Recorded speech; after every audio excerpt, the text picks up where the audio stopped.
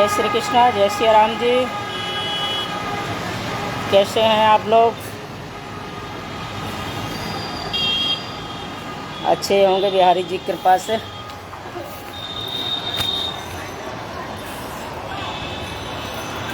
शाम का समय है और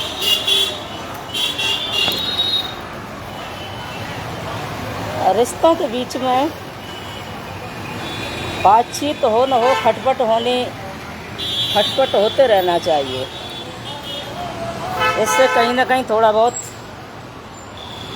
अपनापन रहता है। और ये वैसे भी आज ऐसा समय हो गया है कि जिन बातों पर हमारे जीवन की रिश्ते की नींव टिकी है ना, वो बहुत कमज़ोर पड़ गई है। सारे दिन सोते रहे हैं। आज पहले दर्शन करा देते हैं आप लोगों को श्री धाम वृंदावन, यानी अपने दरवाजे का, क्योंकि सो कर के बाहर उठ के आए हैं। लो जी, भीड़ भाड़ कम चल रही है इस समय दर्शन वालों की, है ना। ये क्योंकि धूप भी बहुत पड़ रही है, खेतों में शायद काम भी चल रहा है और कुछ लड़ाई झगड़े, आंदोलन, दंगे भी चलते रहते हैं। इसमें भी लोग व्यस्त रहते हैं, क्योंकि दंगा फसाद करने के लिए भी समय निकालना पड़ता है ना। और इसलिए ठीक जीवन है, हमारे आपके जीवन के ये हिस्से हैं। आना जाना, बुराई भलाई, अपना पराया, ये सब लगा रहता है। और हमारे पूर्वज लोग कहते भी थे कि व्यक्ति समझ नहीं पाता है, हम लोग भी नहीं समझ पाते हैं। शायद जीवन में हमने तो अपने अंदर बहुत सारी गलतियां देखी हैं। और जब घमंड और पेट बढ़ जाता है ना व्यक्ति का, घमंड और पेट बढ़ जाता है ना, तो चाह करके भी कोई किसी को गले नहीं लगा सकता। ये किसी को जाना हो गोवर्धन बरसाना दर्शन करने, तो आ जाओ, हमारे दरवाजे से ही मिलेगी आपको रास्ता जाने की, है ना। घमंड और पेट जब दोनों बढ़ जाते हैं तो चाह करके भी व्यक्ति किसी को गले नहीं लगा पाते हैं, अपना नहीं मान पाते हैं। जैसे नींबू की एक बूंद हजारों लीटर दूध को फाड़ देती है, बर्बाद कर देती है, उसी प्रकार मनुष्य के अच्छे रिश्तों को भी झूठ कपट बर्बाद कर देता है। अभिमान जो होता है ना, वो ख़त्म कर देता है। इसलिए आज की दुनिया में विशेष करके यदि हमें जीवन में खुश रहना है तो सत्कर्म, विश्वास और पवित्र आचरण की ही आवश्यकता है। तभी हम खुद को बचा सकते हैं, अन्यथा नहीं। क्यों? पहले बड़ा अच्छा लगता था, लोग इकट्ठे बैठते थे, वार्तालाप हुआ करता था, एक दूसरे प्रेम की चर्चा किया करते थे, क्योंकि खुश रहना भी मनुष्य के जीवन का एक अंग होता है ना। और आज सुविधाएं तो बहुत बढ़ गई हैं, लेकिन खुशियां चली गई हैं, रिश्तों का प्रेम चला गया। इसलिए बीमारियों का घर बन गया मनुष्य का जीवन। हमारा आपका जो जीवन है ना, एक तरीके से बीमारी का पिटारा बन चुका है, क्योंकि हम लोग पैसे भी बहुत कमा लेते हैं, मेहनत कर लेते हैं, सब कुछ है, दिमाग भी है। पहले लोगों के शरीर में ताकत हुआ करती थी, ओरिजिनल अच्छा खाना पीना था, मेहनत करते थे, महंगाई इतनी नहीं थी। लेकिन आज के लोगों के दिमाग में ताकत है, शरीर में नहीं है, दिमाग में। और मुझे लगता है दिमाग से कोई व्यक्ति चाहे वो कर सकता है, और दिमाग नहीं है तो सारी चीज़ें बेकार हैं। और अगर थोड़ी सी अवस्था में चंद्र पलों का जो जीवन मिला है ना, उसमें यदि हमारा समय व्यर्थ चला जाए और हमने समझ नहीं पाया अपने को, तो मुझे लगता है सब बेकार चला गया। तो बड़ा कष्ट होता है। आजकल लोगों को क्या हो गया है, बस लौट फिर के हमारी तो एक ही बात होती है कि रिश्तों की मर्यादा बड़ी धूमिल हो चुकी है। कोई सास दामाद के चक्कर में है, कोई बहन भाई के चक्कर में है, कोई पिता पुत्री के चक्कर में है, कोई गर्लफ्रेंड के चक्कर में है, कोई पूरे अनमेरिड नहीं, शादीशुदा महिलाएं आजकल क्राइम ज़्यादा कर रही हैं, और इनके लिए कोई बंदोबस्त भी नहीं है। मुझे लगता है सबसे ज़्यादा यूपी नंबर 1 पर चल रहा है। हर घंटे में 4 खबरें ऐसी आ जाती हैं, और कभी कभी तो मन में ऐसा आता है, अब क्या कर सकते हैं, हम लोग नॉर्मल आदमी हैं। अगर नेता होते तो कुछ कर भी लेते, है ना। तो जाके हाथ में पावर है, वो कम से कम बोलने की क्षमता तो रखता है। हालांकि बोलने का अधिकार सबका है, बोल सकता है व्यक्ति, लेकिन आज की दुनिया में बोलना भी मुझे लगता है उचित नहीं है ना।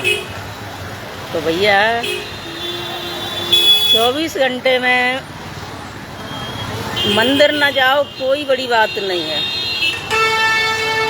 जब तप नियम संयम मत करो कोई बड़ी बात नहीं है, गलत बात नहीं है। घर के मंदिर में पूजा पाठ न कर पाओ कोई बड़ी बात नहीं है, लेकिन मुझे लगता है कि अपने जीवन में रिश्ते बड़े सौभाग्य से मिलते हैं। माता पिता, पति पत्नी, भाई बहन, परिवार, इन सबको बरकरार रखने के लिए महत्वपूर्ण जीवन हर किसी का नहीं होता है। जिनके रिश्ते नहीं है दर्द उनको पता होता है, शायद मुझसे ज़्यादा किसी को पता नहीं होगा, क्योंकि दुनिया बहुत अकेली है, जीवन बहुत अकेला है।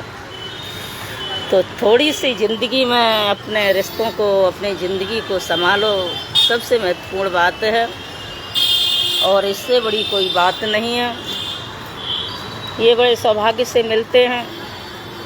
और आज की दुनिया में लोग कहते हैं ना कि मुझे लव हो गया। एक मेरे पास भी कॉल आती है, अब एड्रेस तो वो हिसार बताता, हरियाणा का है, पता नहीं कहाँ का है। अब इस महीने में 4 बार उस बंदे ने कॉल किया है, हालांकि हम उठाते नहीं हैं कॉल, नए नंबर आते रहते हैं, लेकिन उस दिन उसने मैसेज लिखा था, बड़ा निवेदन करके तो मैंने उठाया। तो उसकी ऐसी आवाज़ थी पागल बच्चे जैसी, तो उसका पॉइंट था कि मैं ज़िंदगी में बहुत परेशान हूँ और मुझे कोई उपाय बता दो। मैंने कि मुझे एक व्यक्ति ऐसा बता दो जो परेशान न हो। और रही बात आपने मेरा नंबर कहाँ से लिया, तो बोला फेसबुक से लिया, प्रोफाइल पे पड़ा है। तो भैया सामाजिक बाहर काम करने वाले आदमी हैं, तो सारी चीज़ें मेरी तो ऊपर रहती हैं, मुझे डर नहीं किसी से। और दूसरी बात ये है, मैटर था उसका, बोला मुझे किसी से लव हो गया है। क्या लव क्या, ये लव किसको कहते हैं? मुझे किसी से प्रेम हो गया है और मैं बहुत परेशान हूँ। 10 साल हो गए, मैंने बहुत कुछ किया है, लेकिन उसकी तो शादी हो गई है। तो मैंने अब क्या चाहते हो? मैं उसे पाना चाहता हूँ। तो मैंने भैया यूँ बता, सबसे पहले तो फेसबुक पर तुझे मेरा ही नंबर मिला, लाखन की संख्या में तांत्रिक, साधु, संत, गुरु, महात्मा तमाम बैठे हुए हैं और सैकड़ों की संख्या में ऐसे सिस्टम चला रहे हैं लोग के पल मात्र में वशीकरण। मुझे लगता है कि होता है, इनसे कुछ नहीं है, ये केवल भ्रमित करने वाली बातें हैं। लेकिन मैंने उसको बोला मैंने कि क्या तुझे मैं ही मिले, हम ही मिले, हमारे बारे में तुम्हें क्या पता है ना। हम अपना रास्ता नहीं आज तक खोज पाए भैया, तुम्हें कैसे रास्ता बता सकते हैं, इसलिए ज़्यादा चक्कर में ना पड़ो। तो मैंने कहा भैया एक बात सुन लो, लास्ट में 2 शब्द आपने कॉल किया है तो, और आजकल की जो लेडीज़ हैं ना, लड़कियां हैं ना, बच्चे हैं ना, ये भी सब समझ लें, कोई लफअब नहीं होता, कोई प्रेम नहीं होता। आप किसी से कह दो कि मुझे परेशानी है, मेरी किडनी खराब हो गई है, या मेरा कोई शरीर में परेशानी है और मुझे ज़्यादा नहीं तुमसे 50,000 रुपये की आवश्यकता है ताकि हम अपना ट्रीटमेंट ले सके, तो भैया 2 मिनट में लव चला जाएगा गंगा पार, कोई तुम्हारी हेल्प करने नहीं आएगा। इसलिए ये प्रेम प्यार के चक्कर में, ये झूठे वादों के चक्कर में ऐसे फैसले मत लो कि लास्ट में जीवन ही गंवाना पड़े। ये जीवन बड़े सौभाग्य से मिलता है। उन माता पिता को पूछो जिन्होंने तुम्हें बड़ी मुश्किल से हर परिस्थिति में लालन पालन किया है। हाँ, हमारे माता पिता, घर परिवार के लोग आज भी ऐसे हैं जो हमारे डीएनए के रिश्ते हैं, जो खून के रिश्ते हैं, वो किसी भी स्थिति में कोई व्यवस्था करेंगे, वो हमारे लिए करेंगे, है ना। तो उनसे ज़्यादा मुझे लगता है कि हमारा कोई भी विश्वास पात्र मित्र नहीं है, दोस्त नहीं है, प्रेम नहीं है। और लव करना तो अपने माता पिता से करो, अपनी पत्नी से करो, अपने पति से करो, अपने भाइयों से करो, अपनी बहन से करो। प्रेम करना कोई बुरी बात नहीं है। प्रेम के बिना तो ये प्रकृति भी हरी भरी नहीं रहेगी।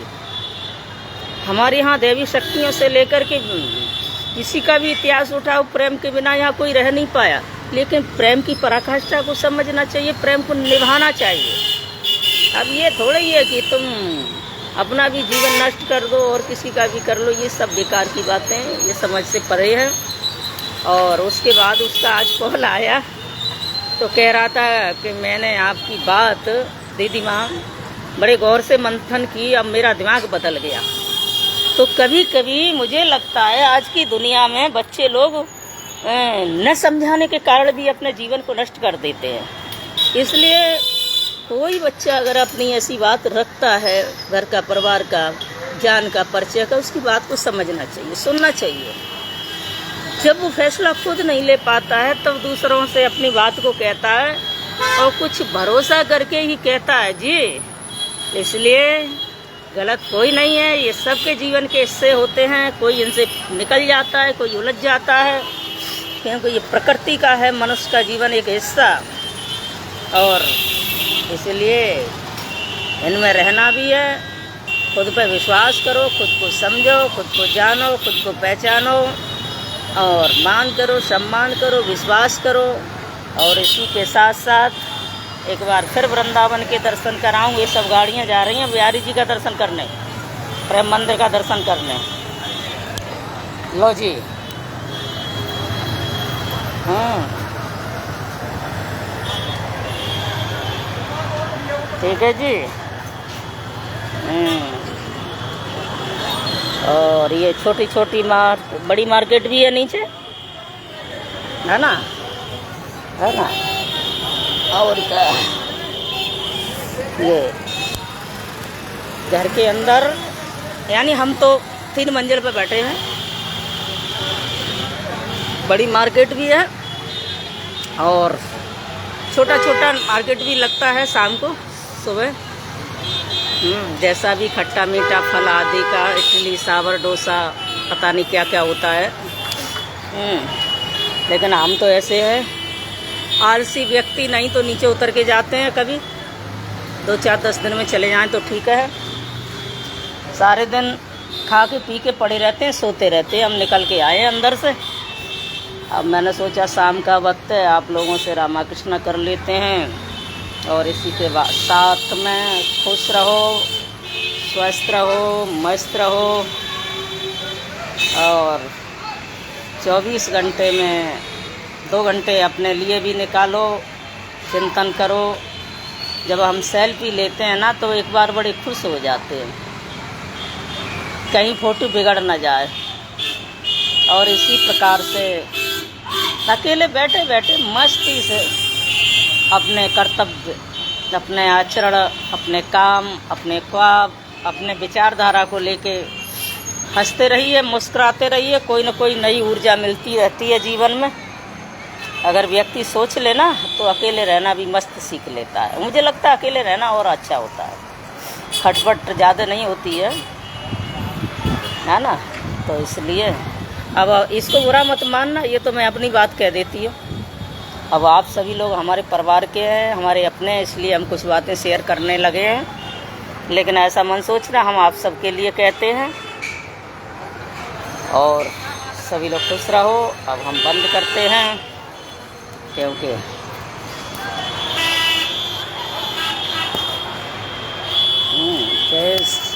जय श्री कृष्णा, जय सिया राम जी। खुश रहो। कर से परम करें विधना।